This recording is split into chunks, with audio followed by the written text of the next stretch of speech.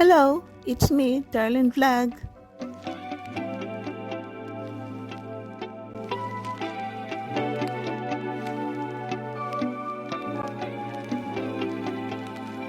Hello mga katandins, ka-Jomcar, kalingap, ka-love teams. Ito na naman si Darlene Vlog, nagbabalik. May sakit, sakitin, pero beauty pa rin at masayahin. Kumusta na po kayo? So, ituloy natin naman. Naka-reaction ako kahapon doon sa ibang part sa live ni Jomar. Ito ngayon, magre-reaction naman tayo sa ibang portion. No? Pero bago yan, siyempre i-shoutout mo natin si Kuya Val, si Athena Vlog, si Kalinga Prab, mga kasama natin dito sa Team Kalingap, mga reactors sa Karipa, Karaba, shoutout sa ibang team din po ng mga reactors at siyempre charity vloggers, mga sponsor, supporters to dito sa Team Kalingap. Siyempre ang Jomar at Carla, shoutout. So kahapon, anong isang kahapon ba na umaga, isang araw nag-live si Kalingap Jomar. At yun nga, no, marami nagtatanong about dito sa pagpunta ng Hong Kong. At sabi nga niya, hindi daw siya sure, pati si Carla hindi sure. Pero maya-maya din, may nagtatanong din, sabi nga niya, sino ba ang Hong Kong? So maraming nag-comment. Pero alam po natin, nag-live din si Kalinga Prab. At sa mga nakaraang mga weeks, at alam po natin na may mga tandems o love teams na pupunta ng Hong Kong kasi may nag-sponsor. Pero sa mga nakaraang buwan parang may naririnig tayo na sasama daw ang Jomcar, isasama, may narinig tayo na si Carla lang, wala si Jomar, may narinig tayo na si Jomar lang, si Carla. So parang mga alam niyo naman, no, may mga balitang may pakpak. So walang kasiguraduhan po yan. Pero yun nga po dito, itong Rajel at sa Rajel na love teams, mayroon na pong nag-sponsor. Matagal na yan na parang nag-iipon ang baga ng mga supporters, sponsor is nagbibigay sila kay Kalinga Prab every time na may vlog, may nasa shoutout na nag-sponsor para dito sa Hong Kong. At itong Mick Christine po, matagal na po, parang may sponsor dito papunta nila sa Hong Kong. At yun nga po, parang pinaprocess yung passport ni Krista.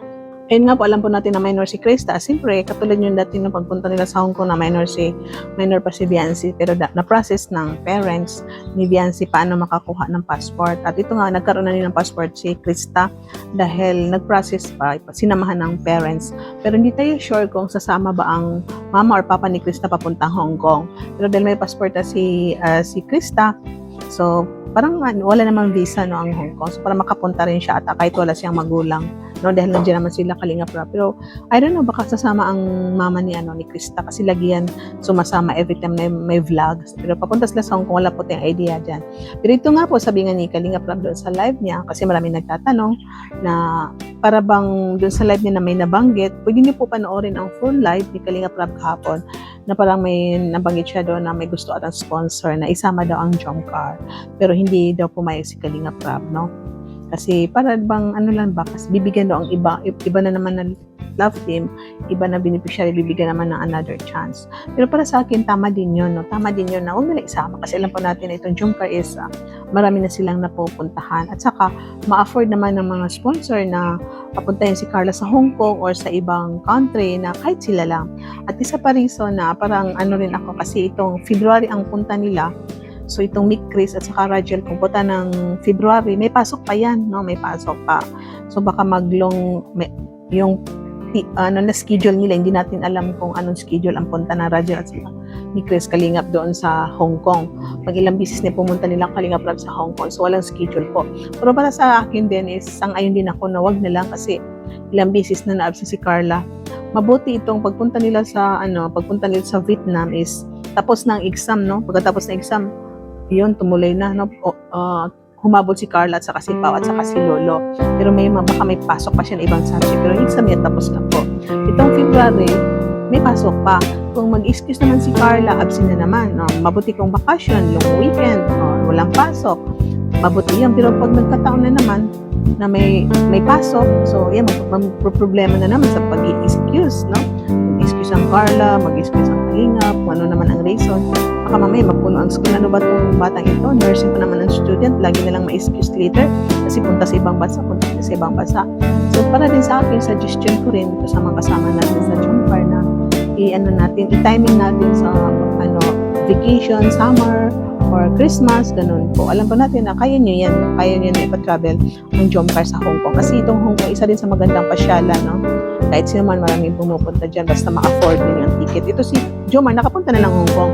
Si Carla wala pa. So, naririnig din natin na maraming sponsor na nababanggit nila na ipapapunta ang Jomcar sa mga iba-ibang country. So, siguro i-timing natin na walang pasok or kailan ba. Basta, mas maganda rin na walang kasabay kasi alam po natin, isa rin na idea ko, pag may kasabay po, na katulad niya, Chris at saka Rachel, no? So, mangyayari si Kuya Val, ang CCTV niya minsan makakati. Paano kung hahabulin ni Kuya Val ang Rachel? Tapos, takbo na naman siya kasi mag-BTS naman siya sa Jomcar, no? Mamaya, mag-BTS naman siya sa Chris.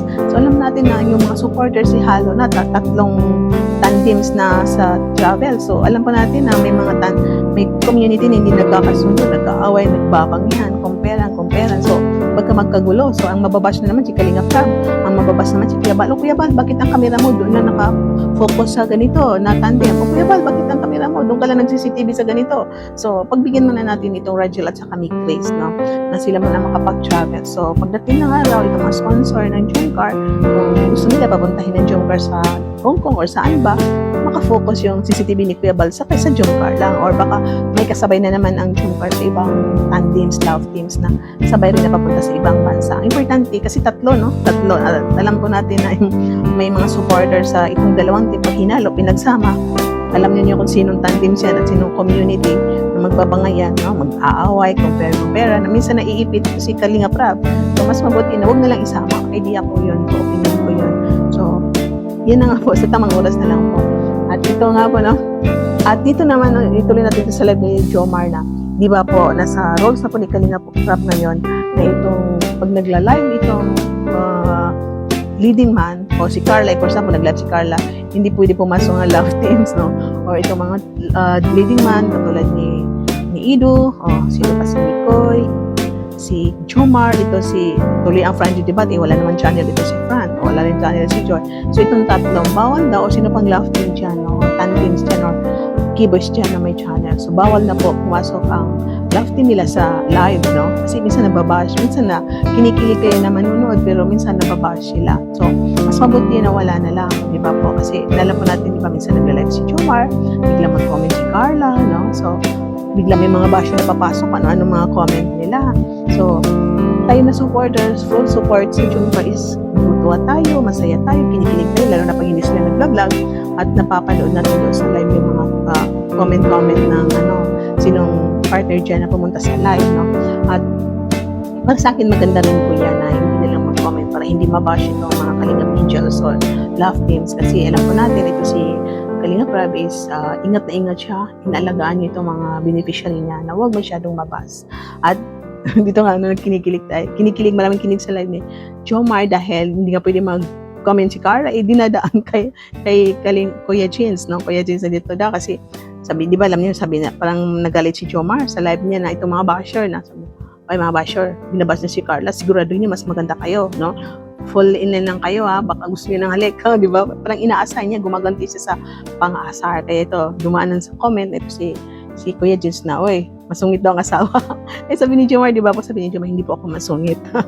Hindi po ako masungit. So, dinadaan na lang to kay Kuya Jeans ang comment. So, iwan ko kung pwede rin ba yan, idadaan sa ibang kasamahan ang comment ni Carla. Pero sabi nga ni Jomar na, oy, si Carla ang nagtatay, pero ang channel ni Kuya Jean ang ginagamit. So, hindi natin alam baka si Kuya Jean ang nagtatype, binabang nandyan si Carla.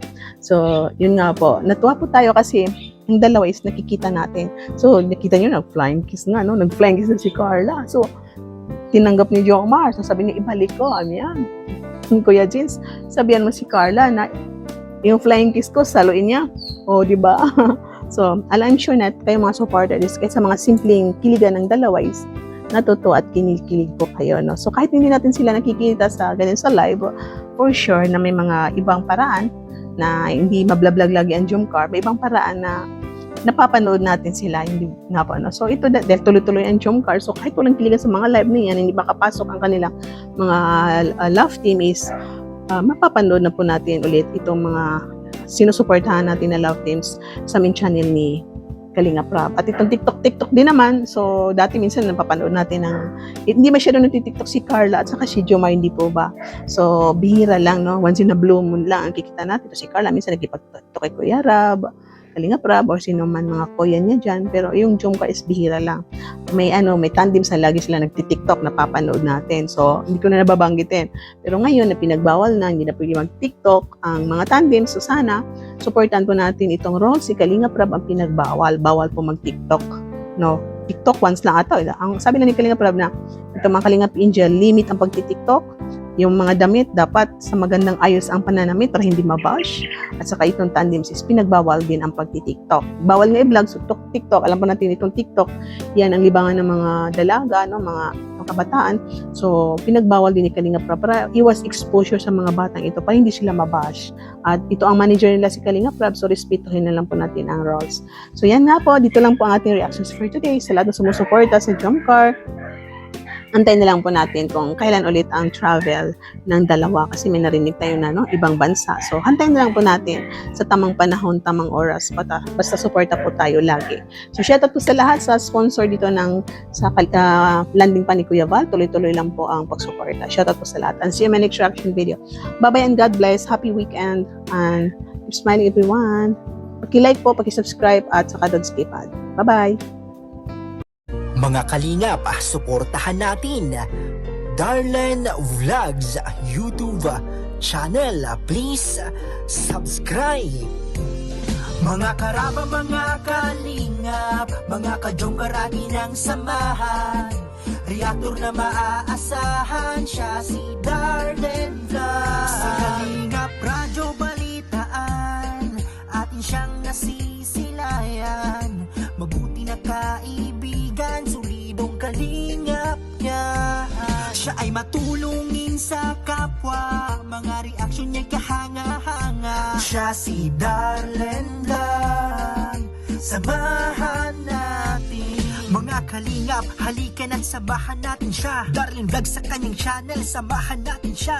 Mahusay na reactor kasama sa balitaan, lalong-lalo na sa Jomcar kanyang sinuportahan. Mga kalingap, suportahan natin Darlen Vlogs, Karaba, Kalingap Reactors, Kalingap Radyo Balitaan. Please subscribe Darlen Vlogs. Mga karaba, mga kalingap,